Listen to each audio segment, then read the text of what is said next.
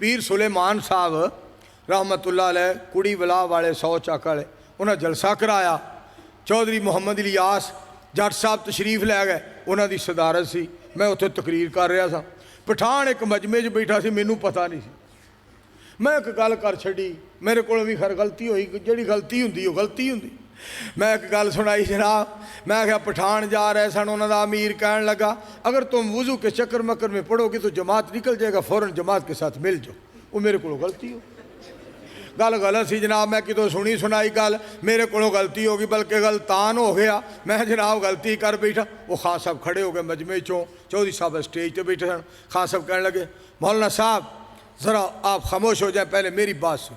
मैं जी खान साहब, अच्छा ये बताओ ये रसूल पाक का जलसा है या पठानों की बेइज्जती का जलसा है?